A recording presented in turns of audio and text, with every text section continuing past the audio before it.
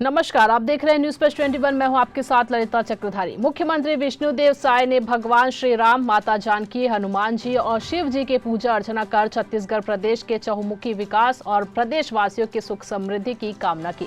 मुख्यमंत्री विष्णुदेव साय ने इस अवसर पर कहा कि भगवान श्री राम का आशीर्वाद इसी तरह हम सब पर बना रहे, छत्तीसगढ़ के सभी वर्गों के समुचित विकास और छत्तीसगढ़ प्रदेश विकास के क्षेत्र में देश में अपना महत्वपूर्ण स्थान स्थापित करे, यही भगवान से हमारी कामना है। वहीं भ्रष्टाचार मामले को लेकर जल्द कार्रवाई की बात भी कही।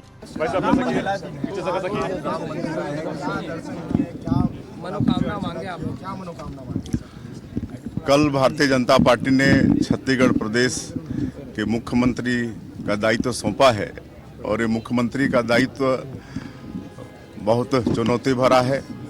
और आज हम भगवान राम के दरबार में आए थे उनसे आशीर्वाद लेने कि अब ताज तो मिल गया, लेकिन इसको 5 साल ठीक से निभा पाएँ, छत्तीसगढ़ का सभी वर्गों का समुचित विकास कर पाएँ, छत्तीसगढ़ पूरे देश में विकास की दृष्टि से अपना एक अच्छा स्थान बनाए।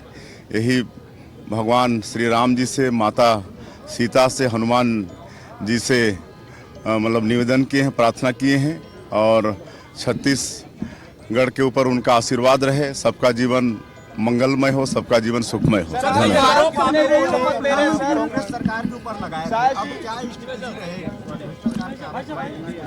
भ्रष्टाचार के जितने भी आरोप हैं सब पर जांच होगी और दोषी पाए जाने पर उनके ऊपर सख्ती से कार्रवाई होगी। अब आज एकदम तय हो जाएगा कि शपथ कब हो रहा है, ये पूरा हम लोग प्रयास में हैं और बहुत जल्दी जानकारी हो जाएगी। 13 तारीख को भी हो सकता है। जी जी, तैयारी अच्छी है, पूरे प्रदेश से लोग आएंगे। ऐसी जानकारियों से लगातार अपडेट रहने के लिए देखते रहिए न्यूज प्लस 21, आपके हक की बात।